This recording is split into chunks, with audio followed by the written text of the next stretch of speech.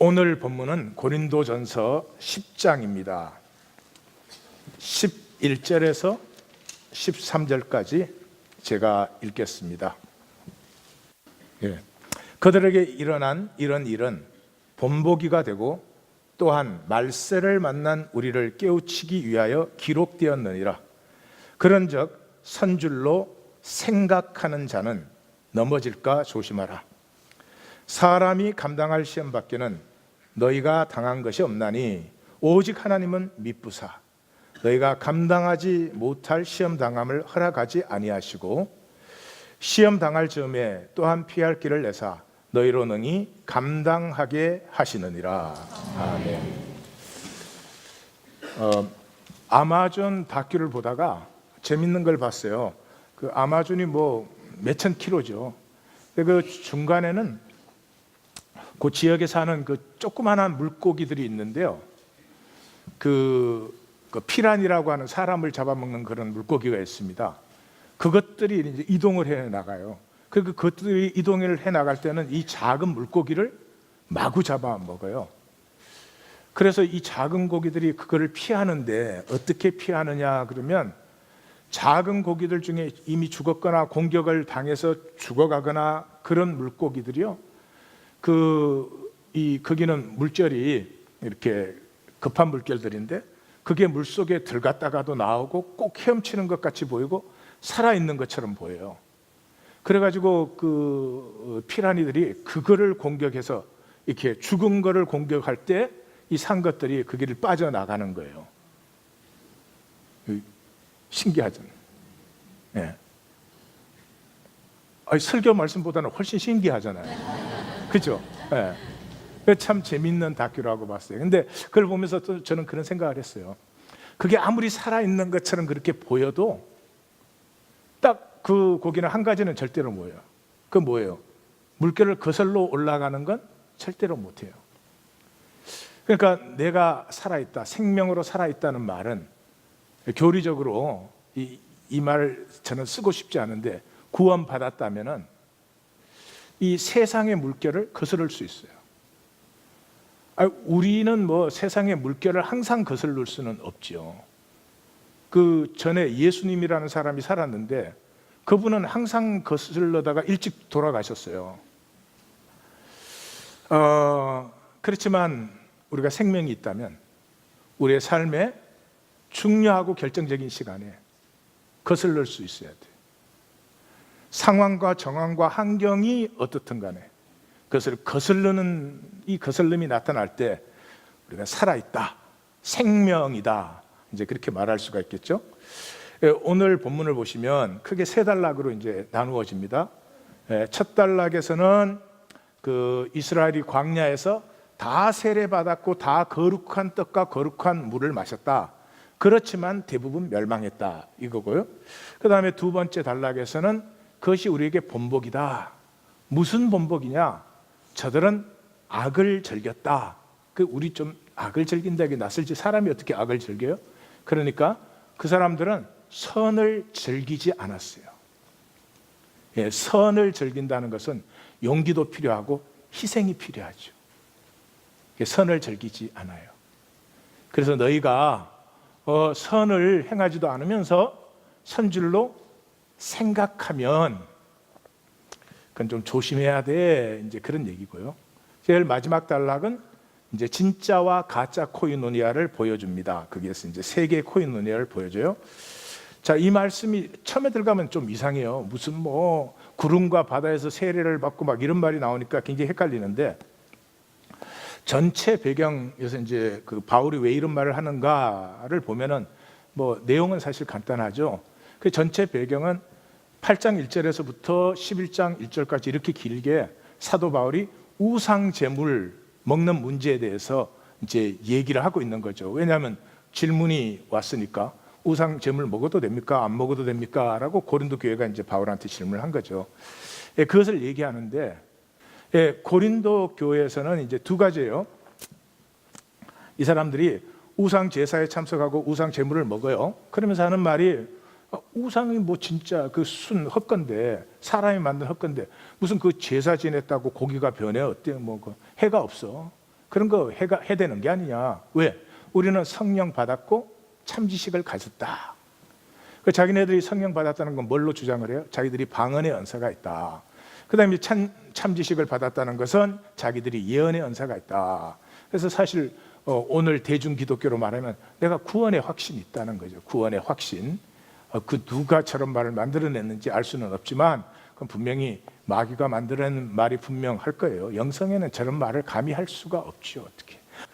그래서 두 번째는 이제 성이나 음식에 대해서 세상과 똑같아요. 세상과 다른 점이 하나도 없어요. 그런데 자기들이 다 구원받았다는 거예요. 왜? 우리가 세례받았고 이 떡과 잔에 참여한다는 거죠. 그럼 우리로 말하면 세례받고 지금 교회 생활을 한다는 거죠. 그것이 우리 구원의 증거고 구원의 보증이다. 그런데 이제 바울은 그건 참 내가 보기에는 좀 웃기는 얘기다. 이제 그렇게 말을 하는 거죠. 자, 바울은 이 문제에 대해서 권면을 하는데 참 기가 막힙니다. 8장에서 시작을 할 때 이렇게 했어요. 약자를 넘어지게 하면 그건 신앙이 아니다 그랬어요. 이거 단순히 윤리적인 얘기가 아니고요. 이게 복음의 핵심입니다. 이따 보시겠지만 복음에 세 가지 중심이 있는데 그 중에 하나입니다. 그래서 이 말씀을 예수님이 하실 때 이렇게 말씀하신 거예요. 이 작은 자들 중에 하나라도 이렇게 실족게 하는 자는 차라리 연자맷돌 목에 걸고 바다에 빠지는 게 낫다. 이런 게 굉장히 심한 표현이잖아요. 예수님이 그렇게 강력하게 표현할 정도로 이 문제가 생명의 핵심 문제고 하나님 나라의 핵심 문제고 그래요. 그래서 이 42절에 이렇게 말하고 43절에서 49절까지 매절 지옥에 대해서 경고해요. 예, 굉장히 중요한 말씀이죠. 예. 그리고 9장에서는 뭐라 그래요? 나를 본받으라. 나를 본받는다는 건 내가 권리가 당연히 있지만 내가 권리 쓰지 않는다 이런 거예요. 여기 할 때 무익한 종의 비유 나누었죠, 그죠? 기억나시죠, 그죠? 예, 이게 놀라운 일입니다. 들은 말씀이 기억난다는 게 굉장히 놀라운 역사예요. 예, 좀 이따 말씀드리겠지만 무익한 종의 비유 이렇게 생각하지만 어마어마한 것이요. 생명의 축복이고 영광이에요. 이 무익한 종의 비유란 말이 이런 말이에요. 내가 예수님을 만나잖아요. 그러면 이제 예수님 만나기 전까지 내 나르시즘 때문에 나는 다 괜찮아 보여. 난 다 괜찮아 보여. 뭐 그런 분도 있더라고요. 전혀 구원받은 삶이란 건 눈꼽만큼도 없는데 저는 못 가도 특급 열차로는 못 가도 3등석에서는 갑니다 이러더라고요. 이야, 그 대단한 나르시즘이에요. 근데 그게 다 사실 우리의 얘기예요. 우리 생각에 나는 항상 예외가 된다고 생각을 해요. 죽는 것도 예외가 된다고 이렇게 느껴지고 그게 우리죠 이제. 근데 예수님을 만나고 나면은 이 문제가 나의 약함과 악함과 이런 것들을 자꾸 직면하게 돼요. 그러니까 이제 작은 거 하나를 이제 고치기 시작해요. 수지 맞는 일이에요. 내가 평생을 그렇게 살아왔는데 그 작은 거 하나 붙들고 한 달 기도하면 또 기도하면 이제 그렇게 초라하게 해서 한 달 정도 기도하면 그게 고쳐져요. 평생을 살아온 게 어마어마하게 그 수지 맞는 일이죠. 근데 중요한 건 이거예요. 이제 이건 지나가신 분만 알죠. 내 작은 단점 하나를 내가 이제 이렇게 고쳤어. 고치면 마귀는 끝까지 속인다. 항상 제가 그렇게 말하죠. 그거 기억하셔야 돼요. 내가 너무 괜찮은 거야. 그렇게 안 하는 내가 너무 괜찮은 거야. 지금 보이시죠? 그죠? 너무 괜찮은 게. 그래가지고 도둑질 하던 분께서 도둑질 안 하는 게 의가 된 거야. 그래서 자기도 모르게 교만해지고 자기도 모르게 다른 사람을 보면 깔보고 별로 희한한 일이 다 일어나요. 여기가 중요한 거예요. 여기가 주님이 함께하면 그게 또 보이게 만들어요. 그러니까 고쳐지고 또 고쳐지고 내 안에서 생명이 죄와 악에 쏟겨든 것을 넘어서고 적어도 제 경험에는 이게 한 수백 번 반복된 후에야 비로소 알아요. 내가 모든 걸 다 고쳤다고 해도 내가 그거 자랑이다, 나 이렇게 잘난 사람이야, 그거는 너무너무 웃기는 일이지. 너무너무 웃기는 일이에요. 예. 그게 어느 순간의 중심에 다 꼽혀요. 그러면 무익한 중이에요. 내 주변에 있는 모든 사람이 고마워. 고마워. 그리고 소원이 뭐가 되는 줄 아세요? 사랑하고 싶어져요. 전에는 판단 정죄 이 탁탁 떠오르던 사람들이 할 수만 있다면 더 사랑해주고 더 품어주고, 이게 무익한 종이에요. 예, 굉장한 은혜고 생명이고, 예, 그런 것이죠. 자, 이제 그런 배경 안에서 오늘 부분이 이 8장 1절에서 11장 1장까지의 핵심 부분, 결론 부분이 하는 거죠. 자, 첫 번째로 들어가겠습니다. 1절에서 5절까지 이제 광야의 교훈인데, 제가 말씀드렸죠? 이스라엘 백성이 다라는 말이 5번 나와요. 그러니까 굉장히 강조하는 거예요. 다 구름과 바다에서 세례받았다. 이러니까 이제 성경 읽다가 저게 무슨 말이냐 이래요. 우리 성도들의 세례의 본은 예수님의 세례예요. 예수님의 세례. 그 예수님이 세례받고 물에서 나올 때 하늘이 열리고 성령이 임했잖아요. 그러니까 세례는 내가 옛삶에 대해서 죽고 새롭게 살았습니다 하는 이 나의 고백과 결단 위에 하나님의 역사가 이렇게 함께 하는 것이 세례예요. 뭐 세례 문답 해가지고 받는 세례, 그 종교 세례, 그 뭐 받으면 뭐 합니까? 그 받아서 뭐 새 생명의 역사 없는데, 예, 그러니까 바울은 이제 오늘 본문이 그런 거 갖고 뭐 보장 삼지 마라, 큰일 난다, 이제 그러는 거죠. 그래서 이 구약이 출애굽한 사건을 바다를 지났잖아요. 그리고 그때부터 하나님의 구름 기둥이 함께 했잖아요. 그래서 세례 받은 것으로 표현을 하는 거죠. 그 세례 받을 때 우리가 그리스도에게 속한 것처럼 모세에게 속하여, 모세에게 속았다는 것은 그 인도, 모세의 인도와 그 주권 아래 들어갔다. 그 출애굽 딱 하면서부터 이제는 모세의 인도 아래 들어갔잖아요. 그런 것이고, 그렇게 세례를 받았고, 그 다음에 또 다 영적 음식과 영적 물을 마셨다, 이렇게 말해요. 그 영적 음식은 뭐 이해가 간단하잖아요. 왜? 만나를 먹었으니까. 예, 만나를 먹었으니까 하나님 주신 게 분명하잖아요. 근데 물은 하나님이 주신 건지 안 주신 건지 분명치 않지요. 그래서 성경은 사실은 하나님이 주신 물이라는 걸 분명하게 얘기해요. 그래서 광야 이야기를 시작할 때가 반석에서 물이 나오고, 광야 얘기를 마감할 때 반석에서 물이 나와요. 이것도 기억하시죠? 예, 기억하시죠? 그러죠? 삼각형 2개, 그지? 예. 이 놀라운 역사입니다. 자, 그게 무슨 말이냐? 그러면 광야에서 물은 어디서 마셔요? 오아시스에서 마시죠. 그렇지만 아라비아 반도에 있는 그 유대 사막에는 20만 명이 40년 먹을 오아시스는 없어요. 없습니다. 예. 그래서 물을 오아시스에서 마셔야 되는데 반석에서 물이 나왔으니까 이건 하나님이 예비하신 물이다, 이 말이죠. 그런데 그거를 어떻게 성경이 분명하게 해주느냐 그러면 민수기 21장에 가면은 광야가 딱 끝나고 나서는 우물을 팠다고 되어 있어요.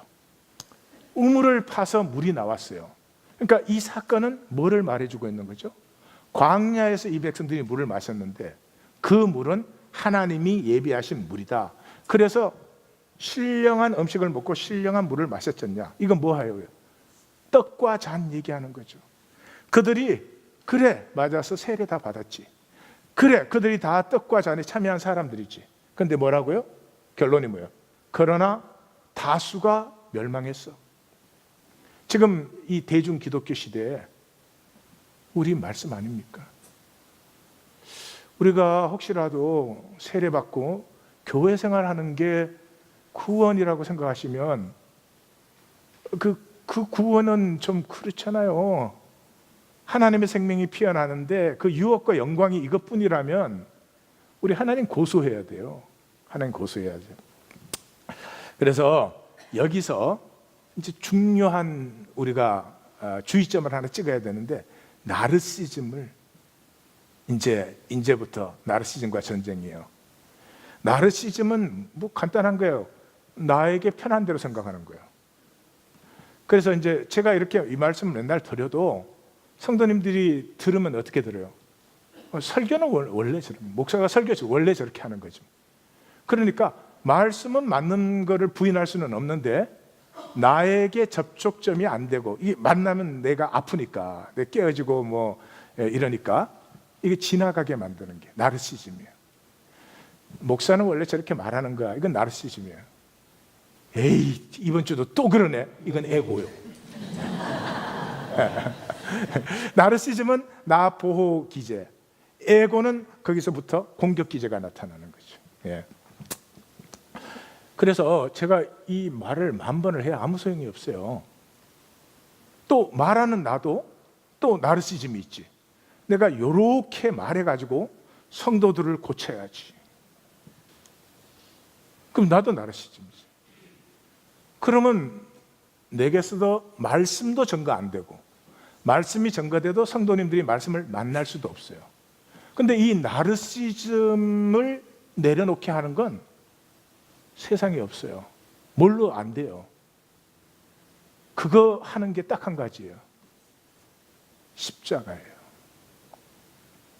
십자가의 사랑이에요. 그 순도 100%의 사랑을 만날 때까지 이 나르시즘 세워가지고 내가 나를 보호하느라고 불쌍하게 살아요. 종교생활? 이것 중에 중요한 기제지. 그래서 저는 다른 종교의 가르침들 폄하하지 않습니다. 폄하하는 사람들 싫어해요. 좋은 가르침이 많죠. 구원은 없어요. 구원은 없어요. 우리의 나르시즘이 내려지고 내 진짜 울고 있는 어린아이, 두려워하고 불안해하는 내 안에 있는 자라지 못한 이 아이가 하나님의 말씀을 만나는 건 십자가의 사랑의 품은 받을 때 외에는 제 말과 능력으로 될 수는 없는 일이에요. 가족 수련회까지 나르시즘과 전쟁, 십자가를 선포하고 또 계속해서 하나님의 너는 내 사랑하는 자요 내가 너를 기뻐하노라 하는 음성을 들으십시오. 자, 두 번째 단락은 이제 6절에서 14절까지인데 이 조심하라 피하라, 여기는 이제 두 단락으로 나누어져요. 본보기라는 말이 2번 나와요. 그래서 첫 번째 본보기는 악을 즐겨하는 그 본을 받지 말아라 그런 거죠. 그래서 악을 즐겨하는, 우리 이렇게 떼서 했지만은 한 단어예요. 카카스. 영어도 lust after evil 그렇게 되어 있어요. 그러니까 우리말이나 영어에는 이 단어가 없는데, 이 말은 어떤 상태냐 그러면 악에는 맥을 못 추는, 그냥 끌려가 버리는 그런 단어. 그러니까 거슬리지 못하는 거죠. 이 세상의 모든 것은 악을 행하도록 만들어졌습니다. 여러분, 하루의 삶이라도 내가 그냥 가만히 있으면 자동스럽게 내가 막 선을 행하고 가치가 창조되고 이런 거 경험하신 적이 있으세요? 없으세요? 그런 건 세상에 없어요. 그러니까 선이 행해진다는 건 거스른다는 뜻이거든요. 근데 그 능력이 전혀 없어요. Lust after evil. 그냥 자동적으로 뭐 악하고 더럽고 못된 생각은 저절로 막 떠올라. 그리고 막 뭐 그 충동도 일어나. 그렇지만 선함에 대해서는 그저 생각의 수준에서 거치지 행동이 되질 않는 거죠. 그 단어에 카카스. 그래서 광야 백성이 뭐 했어요? 일어나서 뛰어논다. 이게 참 재밌는 건데, 이 본문을 보시면 이렇게 돼 있죠. 앉아서 먹고 마시며 일어나서 뛰어논다 그렇게 돼 있어요. 그러니까 앉아서 먹고 마신 건 뭐를 먹었어요? 만나 먹고 하나님이 주신 물 마신 거죠. 그러니까 영적인 음식과 영적인 음료를 마신 거예요. 그런데 그거 하고 나서 한 건 뭐예요? 일어나서 뛰어놀았어요. 여기 뛰어논다는 말은 쾌락을 즐긴다 그런 뜻이에요. 그러니까 고린도 교인들이 우리 떡과 잔에 참여해? 근데 떡과 잔 먹고 뭐 해 너네? 성, 고기, 쾌락 즐기려고 하잖아. 똑같지 않니? 그런 거죠. 이 음행도 이제 바알 부올에서 그 바알볼의 사건의 주범의 이름이 고스비인데 기억나시죠? 예. 우리 민수기 할 때 모압 땅 여리고 맞은편 요단 건너 기억나세요? 예. 여러분 이게 성령님의 역사입니다. 설교 듣고요, 저 문 나설 때 잊어버립니다. 아니 썰베이가 나와 있어요. 기억 못해요. 근데 우리 민수기 말씀은 1년 반 전 2016년 1월 달에 나눈 말씀이에요. 근데 기억이 나시잖아요. 기억이 난다는 말이 뭐예요? 저한테 설교 들었지 않았죠. 설교는 기억 안 돼요.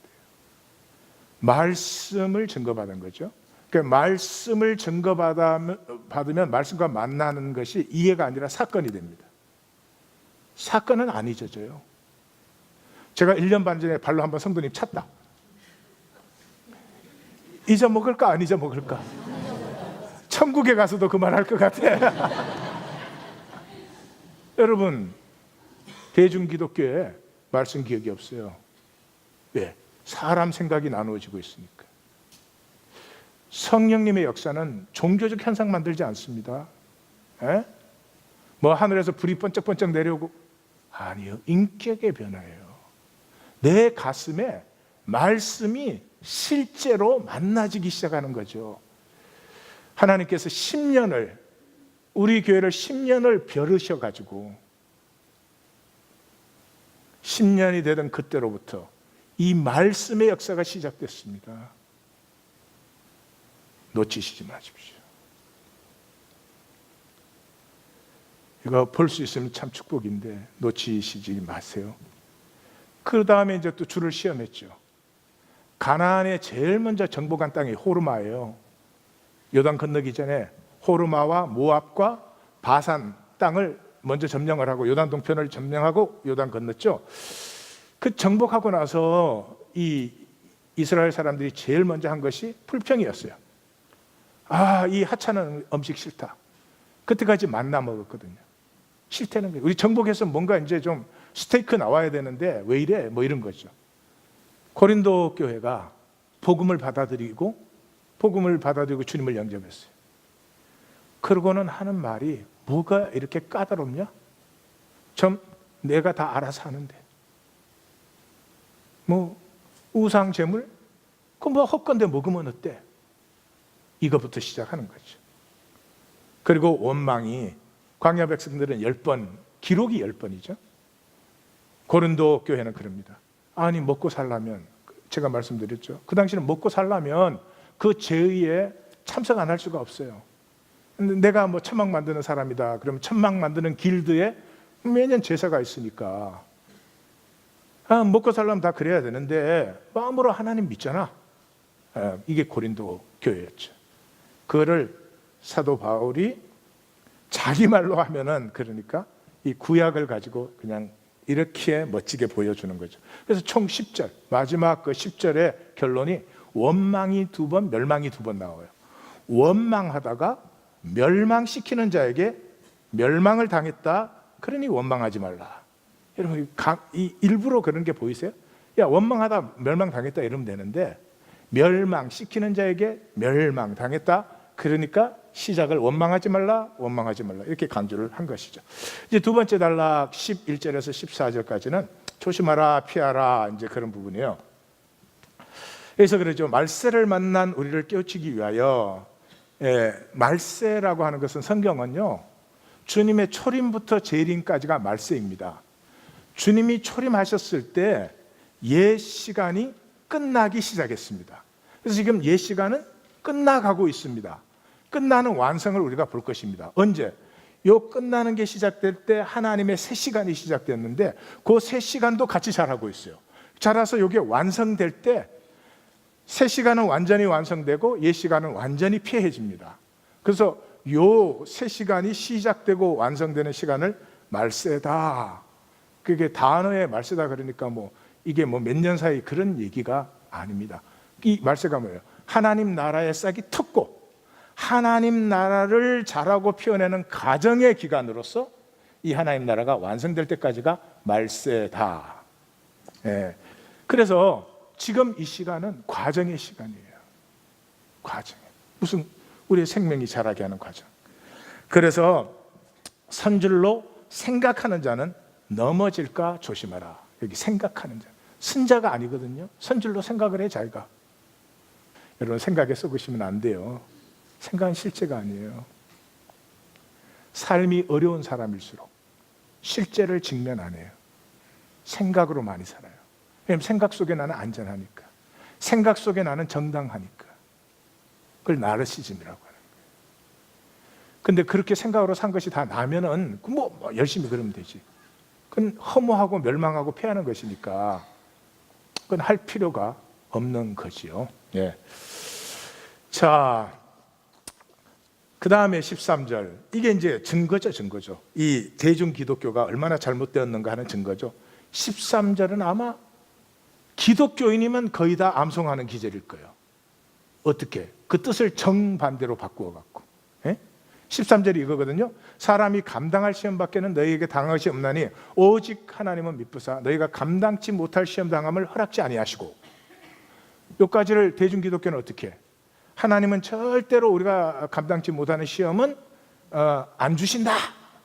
그 다음에 이제 후반부는 뭐예요? 시험 당할 점에 또한 피할 길을 내사 너희로 능히 감당하게 하시느니라. 요거는 또 어떻게 해요? 그래서 만약에 시험을 당했다면 하나님이 시험을 싹 피할 수 있는 능력을 주신다. 정확하게 반대입니다. 지금 전반부에는 뭐예요? 너희가 지금 당한 시험 이길 수 있는 거야? 이길 수 없으면 하나님 너희 안 줬어?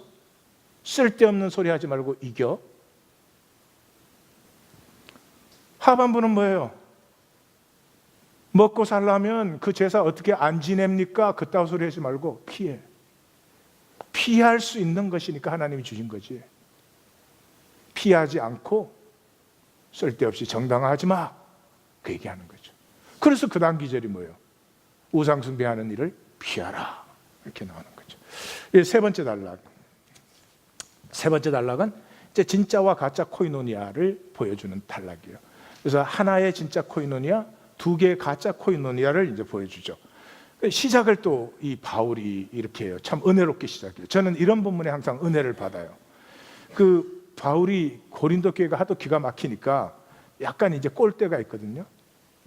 4장에서 사도 바울이 고린도 교인들 보고 그러자. 아, 그래 너희는 배불렀고 너희는 왕되었구나 그러죠. 그 배불렀다는 말은 음식 먹고 배부른 게 아니라 영적으로 충만하고, 그래 너희는 이미 왕노릇하고 다스림의 권세 다 회복받았구나. 우리도 너네처럼 왕 좀 되자 뭐 이러잖아요.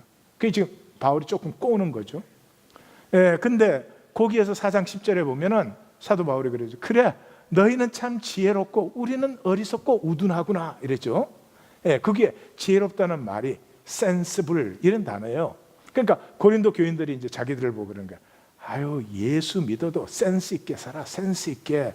뭐 그렇게까지 할 필요 있나? 이러는 거죠.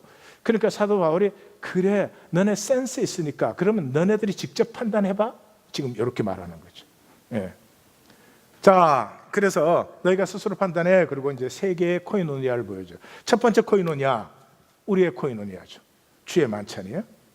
축복의 잔은 그리스도의 피에 참여하는 것이다. 이제 축복의 잔이란 말이 뭔지 모르니까 우리는 조금 헷갈리는데, 유대인들이 유월절 식사를 할 때 와인을 네 잔을 마셨어요. 네 잔을 마시는데, 그럼 우리도 4잔 마시면 되겠구나. 이런 걸 나르시즘이라고 하는 거예요. 예, 그 사막의 유목민들은 국이 없고 찌개가 없었어요.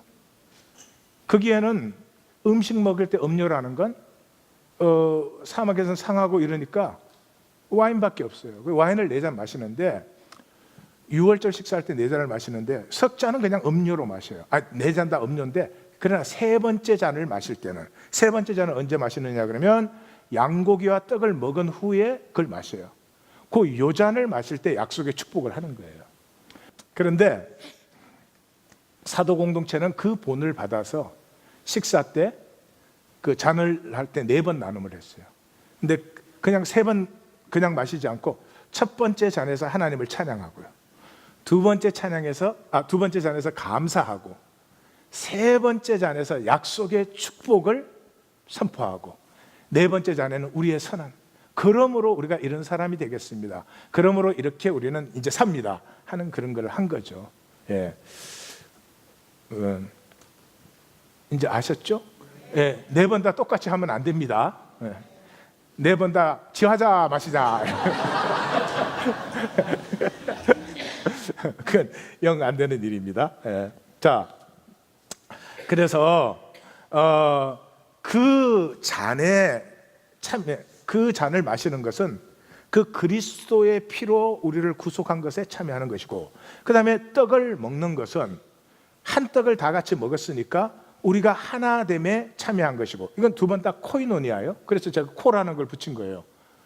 자, 그래서 이 단락에는 코이노니아, 코이노니아, 팔테이컬, 코이노니아, 코이노니아, 팔테이컬, 이 패턴을 반복하고 있어요. 성경이 얼마나 기가 막혀요. 그래서 그 다음에 우리가 한 떡에 참여함으로 한 몸이 되었다 할 때 참여함은 코이노니아가 아니에요. 그러니까 그걸 구별해서 번역을 해주면 읽기가 쉬운데, 저렇게 그냥 똑같이 해놓으면 읽는 사람은 어떻게 하라는 건지 알 수가 없어요. 저건 팔테이크란 말이에요. 유업을 누린다는 거죠. 그러니까 그리스도의 피로 우리가 그리스도와 하나 된 구원을 받았고, 이 떡으로 우리가 하나가 되었고, 그러므로 우리가 이제는 유업을 누린 자가 되었다. 자, 잔에 참여함으로 하나님과 한 피로, 주님과 한 피로 한 생명되는 구원을 얻었고, 떡에 참여함으로 우리 모두가 한 지체가 되어서 우리가 한 떡에 참여하는 한 몸을 이루었기 때문에 이제부터는 하나님의 생명, 유업을 누린다. 오케이. 이것도 너무 신경질적으로 그렇게. 네, 그거예요. 네, 그게 이제 진짜 코이노니아예요. 근데 그 다음에 가짜 코이노니아, 이거는 이스라엘의 유대인의 코이노니아. 그걸 구분해 주기 위해서 육적은 그렇게 나오죠. 육적 이스라엘은 어떻게 해요? 제사를 지내고 나서 제사 드린 사람과 제사 드리는데 그 제사장들만 하는 코이노니아예요. 이건 끼리끼리의 코이노니아. 지금 대중 기독교 다 그래요. 교회 와도 자기 좋은 사람들끼리야. 예? 자기하고 뭐 관계가 안 좋으면 쳐다보지도 않아. In the name of Jesus. In the name of Jesus. 그러고도 우리가 가짜라는 걸 전혀 못 느낀다면 안타까운 거지. 아니, 우리가 이렇게 같이 신앙생활을, 하나님이 우리 가운데 뭐를 제일 슬퍼하시겠어요? 약한 자를 내가 무시하거나 멸시하면 하나님은 그게 제일 아픈 거죠. 모든 것 이전에. 저 사람들 저거 하고 저거 하는 사람들은 뭐라 그랬어요? 길거리에 나가서 가난하고 율법 못 지키는 사람들 죄인들이라고 불렀어요. 죄인들이라고 불렀어요. 창녀와 세리들은 인간 취급도 안 했어요. 저들이 하나님의 마음을 알았다면 제사를 지낸 그 떡과 잔을 가지고 그들에게 갔을 거예요. 그게 하나님의 나라다. 네. 그 다음 이 가짜 코이노니아는 뭐예요? 이방인들의 우상 제사죠. 이방인들에게 우상 제사하는 사람들은 이제 사도 바울이 쓰기 전에 설명하죠.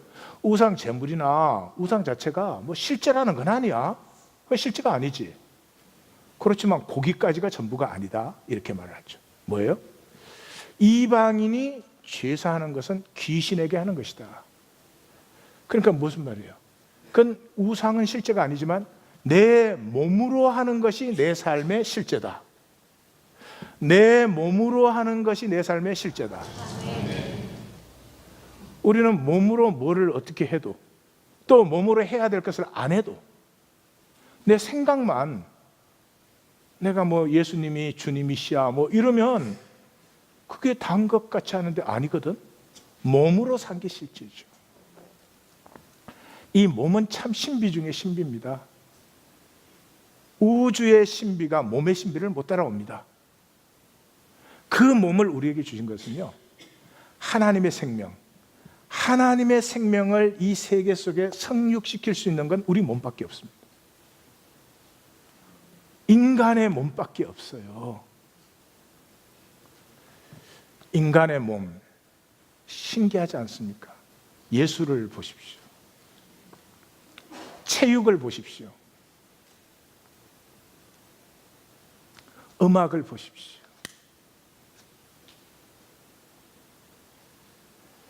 사람의 몸에서 어떤 것들이 나오는지를 좀 보십시오. 그래서 하나님께 제사하는 것이 아니니 너희가 귀신과 교제하는 자가 되면 안 돼.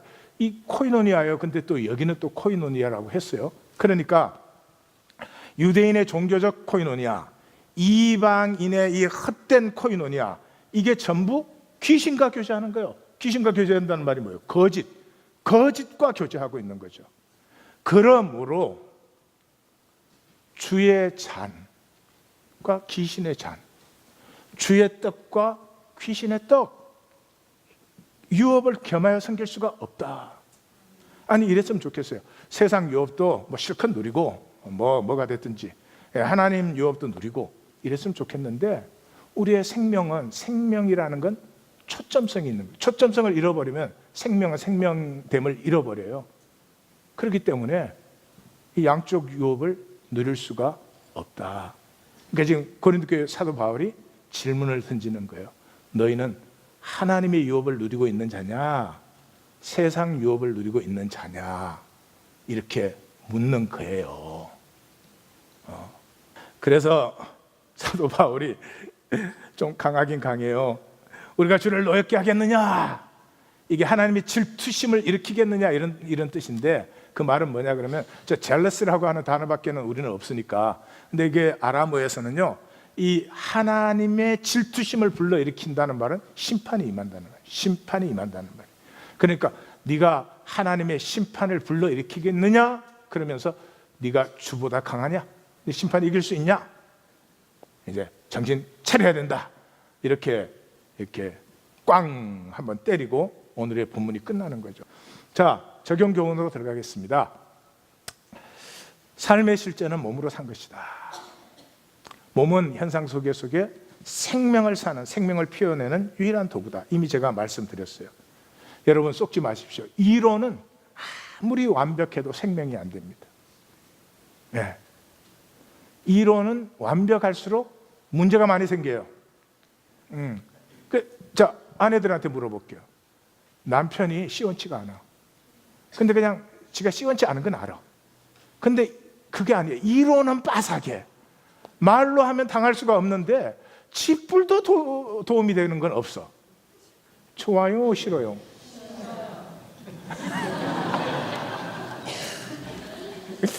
그럼 목회자도 마찬가지네 지금. 그래요. 사랑하는 성도님들, 삶이 힘드니까 생각으로, 이론으로 탁 떼워 넘기고 싶은데, 그거는 비겁하고 불쌍한 일이에요. 삶의 목표는, 우리 삶의 목표는 편함이 아닙니다. 편하면 생명을 썩는 거죠. 그냥 편하려고 사십니까? 그럼 백수가 세상에서 제일 행복하게? 아니잖아요. 생명은 도전과 모험을 즐기는 거죠.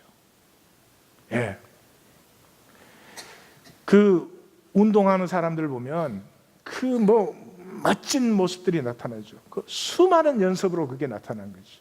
그게 생명의 아름다움과 고결함과 어떤 그 극기, 어려운 것을 넘어서는 그런 것을 즐기도록. 그러니까 우리가 그렇게 살 때 행복하고 내가 좋아지고 그러죠. 이 세상에 쏘가가지고 돈이 많으면 편할 수 있잖아요. 돈이 많으면 편할 수 있잖아요. 그래서 돈으로 편안해? 행복하진 않습니다. 절대로 그렇지 않습니다. 내가 나되기 위한 수많은 도전과 모험을 넘어서는 우리가 되십시다. 우리가 되십시다. 뭐 혼자 하는 일이 아니지만 같이 하면 됩니다. 그래서 속지 마십시오. 뭐에 속지 말아요? 아픔을 피하기 위해서. 편하는 게 뭐예요? 아픔을 피하려고. 아플까봐 두려워서 미리 꼼짝을 못해. 근데 생명은 아픔이 없으면 생명 아니에요. 살아있다는 말은 반드시 아픈 거예요. 반드시 아픈 거예요. 여러분 장례 예배 가서 실험 한번 해보세요. 그 관에 누워 계시면 한 발 딱 때려보세요. 아픈지 안 아픈지. 그 결과는 내가 책임 못 져. 실험은 하시라고. 절대로 아프다 안 아프다 소리 없어. 살아있으면 아파요. 무엇보다 살아있으면 관계를 해야 되는데 관계가 제일 아픈 거예요. 왜? 나를 열어야 되니까. 내 진실을 나누어야 되니까. 이 열지 못해서 이 생명을 피워내야 될 관계들이 전부가 껍질로 화석화되고 있잖아요. 우리는 언검을 원하지 않습니다. 진정한 관계를 원하는 존재예요. 완벽한 게 아닙니다. 나의 불쌍함을 너가 느껴주고 너의 불쌍함을 내가 느껴주고 아픔을 향해서 생명은 흐르는 거죠. 그래서 하나님의 십자가는 뭐예요? 나를 향해서 활짝 열리신 거죠. 방어가 조금도 없이 다 열린 거예요. 그래서 그때부터 하나님은 침노를 당하고 계십니다. 침노를. 우리에게 뿐만 아니라 하나님이 침노를 받으시면서 또한 하나님도 우리 안에 침노해 들어오기를 원하고 계십니다. 여러분, 이게 무슨 말인지 잘 모르실지 모르지만 이게 생명의 최고의 기쁨입니다. 남자와 여자가 만나서 연애를 하면 이런 연애 보셨어요? 둘이 예의를 깍듯이 지켜. 손잡기 전에 죄송합니다. 제가 손을 잡겠습니다. 다들 조시다가 연애 얘기 나오니까 부활하셔가지고 아주 좋아하는 레벨들이 여기 딱 드러나는 거예요. 예, 사랑하면 서로에게 침노에 들어가요. 그 침노 당하는 아픔이 기쁨이에요. 부모 자식 간에도 그래요. 침노에 들어가는 거예요. 침노하지 못하는 부모 자식 간은 아픈 거예요. 힘든 거예요. 너가 아직 모르지만은 내가 너를 침노해서라도 내 축복을 주고 싶은 말씀을 이제 가슴으로 만날 때가 되었습니다.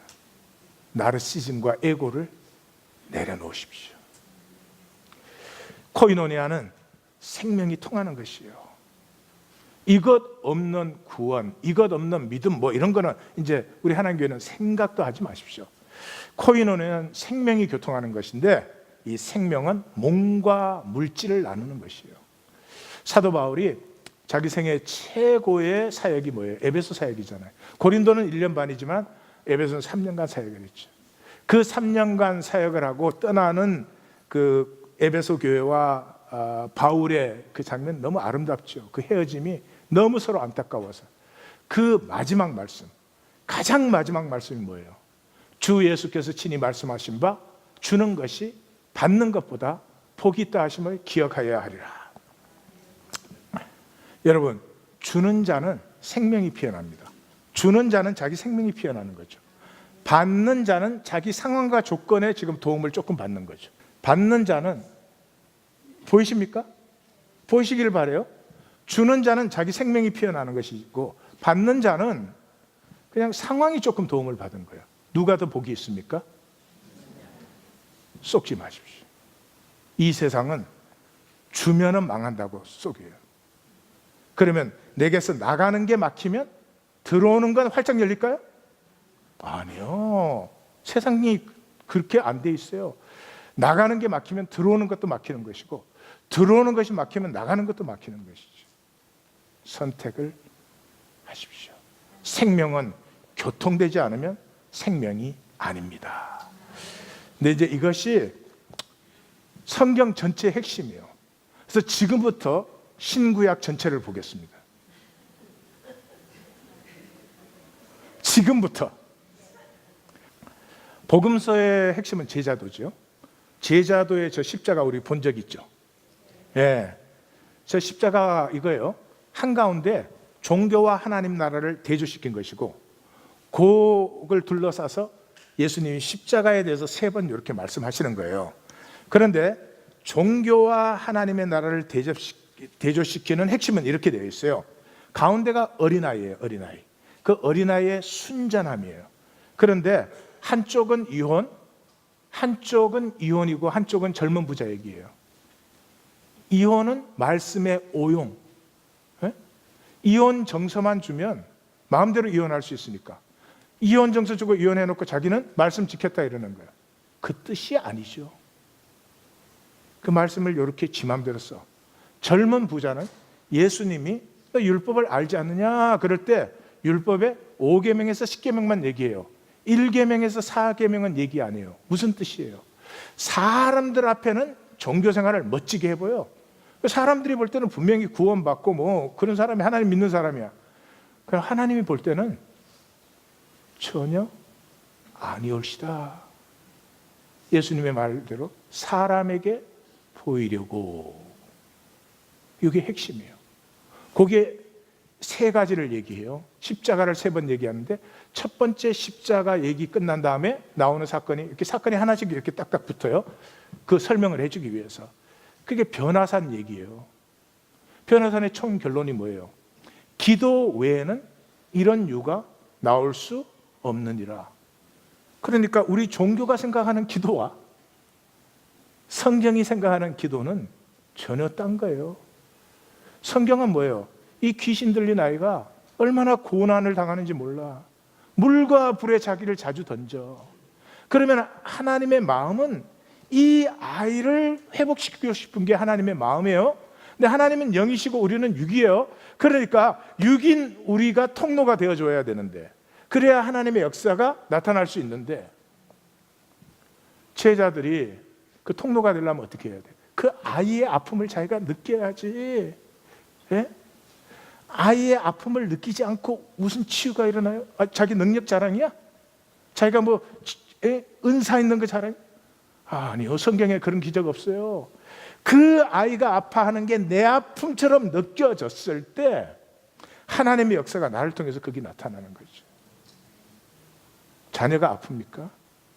고칠 생각 전에 자녀의 아픔을 먼저 느끼십시오. 가족 중에 아픔이 있습니까? 고칠 생각 전에 그 아픔을 먼저 느끼십시오. 그래서 기도가 뭐예요? 통이요, 통. 하나님의 이 하늘에서, 땅에서 매면 하늘에서 누메이는 하늘의 것이 땅으로 통하게 하는 이 통이 기도예요. 무엇을 통해서 앰프트요. 그 다음에는 뭐예요? 십자가 2번째 말했더니 누가 크냐 그러고 싸웠어요. 그 무슨 말이에요? 야, 누가 크려고 하는 게 아니고 너희 중에 작은 자를 섬겨라. 그래서 아까 어린아이를 갖다가 얘기하고 끝나고 나서 계속 지옥 경고를 하시는 거고요. 그 다음에 3번째는 십자가 얘기하고 나니까 뭐라 그래요? 하나는 우편에 하나는 좌편에 앉혀주십시오. 너희 사람 위에 높아져 가지고 군림하려고 이 생명의 길을 가는 것이 아니고, 너희가 생명의 사람이라면 반드시 너희를 통해서 성김이 나타나는데, 그 성김은 뭐예요? 생명을 회복시키는 성김이 나타난다. 이게 이제 신약의 핵심이에요. 그 구약의 핵심은 뭐냐? 그래서 희년을 살아라 하는 거죠. 희년은 한마디로 우리가 가족이라는 거죠. 가족. 그래서 이스라엘은 하나님이 왕을 원하지 않았어요. 그런 정치 체계가 아니에요. 12대가족, 그 대가족 안에는 또 소가족, 소가족 안에는 더 작은 가족. 이게 세상에서 제일 강력해요.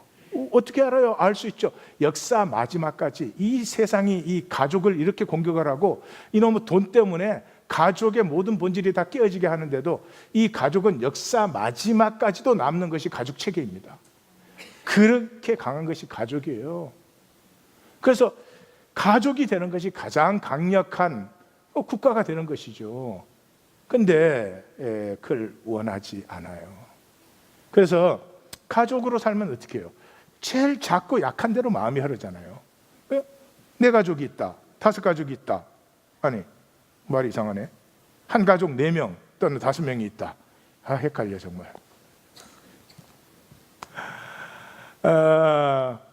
그 몇 명이 있든지 그 중에 누가 아프면, 누가 힘들면 그리로 가슴이 흐르죠. 가족이죠. 지구 작은 행성이에요. 같이 살면 참 좋을 텐데. 같이 살면 참 좋을 텐데. 그 희년이 뭐예요? 무르다는 뜻이에요. redeem이라는 뜻이에요. 고엘, 물러준다는 뜻이죠. 그 핵심이 레위기 25장 10절이에요. 너희는 50년째 해를 거룩하게 하여 모든 주민을 자유케 해라. 그럼 그들은 돌아간다. 뭐예요? 거룩함이 뭐예요? 모두가 자유하게 되는 거죠. 자유하면 나됨으로 돌아가요. 내가 자유하지 않기 때문에 내가 원치 않는 바는 살고 원하는 바는 살지 않는 이런 것을 하는 것이죠. 그래서 이 희년에 세 가지를 하죠. 노예를 해방합니다. 생명이 회복되는 거죠. 부채를 탕감해 줍니다. 신분이 회복되는 것이죠. 토지가 반환됩니다. 유업이 회복되는 것이죠. 여러분 한번 생각을 해보십시오. 만약 우리가 이렇게 산다면 50년마다 모든 부를 다시 다 재분배한다면 나는 이게 부자에게 얼마나 복된 소식이 될까? 부자들 더 이상 그 부 지키려고 온갖 술수 쓰고 악을 행하고 안 좋은 결탁하고 그럴 필요가 없잖아요. 똑같이 나누고 그 다음에 자기가 잘못이 조금 부족해도 50년 있으면 또 나누니까 가난한 자에게는 얼마나 복된 소식이고 복음은 바로 이 뜻입니다.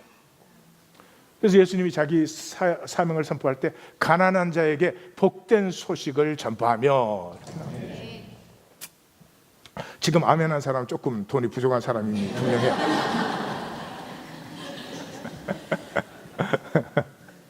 네. 이쪽에 돈 있는 사람들 아멘 안 하잖아요. 노분배.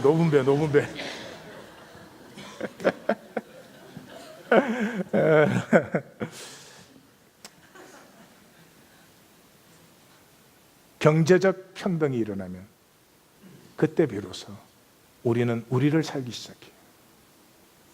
내가 누구며 내가 피어나는 걸 보고 싶은데 이놈의 돈의 종으로 다 만들어 놓으니까 평생을 돈의 종로로 다 있으나 없으나 다진 매를 돈이 모든 걸 결정을 해버리니까 이것은 복된 길이 아닙니다. 그러나 성도님들 오해하지 마십시오. 희년 제도 지키라는 게 아니에요. 희년의 마음을 가지고 살으라는 거죠. 우리가 아무리 희년 제도를 완벽하게 지킨다고 할지라도 우리 안에 희년의 마음, 우리 중에서 작은 자를 향해서 흐르는 마음, 우리 중에 약한 자, 가난한 자를 향해서 흐르는 마음이 없으면 그 제도가 더 무서운 제도가 되는 거죠. 이 마음, 빌립보서 2장 5절에서 8절까지 너희 안에 이 마음을 품으라.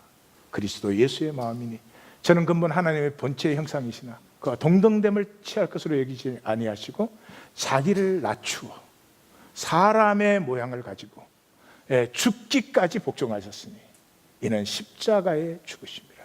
우리는 그렇게까지 할 수 있는 수준들은 안 되지만 생명은 약하고 아픈 대로 흐를 때 생명은 영광스럽고 아름답고 강해지기 시작합니다. 이것이 행복한 길이고 이것이 내가 피어나는 길이고 이것이 진정한 생명의 길입니다. 우리 가운데 시작되었습니다. 하나님이 시작한 것을 우리가 폐할 수는 없습니다. 함께 갑니다. 이거 혼자 잘 깨달아서 갈 수 있는 길이 아닙니다. 손잡고 밖에는 못 가는 길입니다. 우리 모두 손잡고 함께 갑니다. 기도하십시다.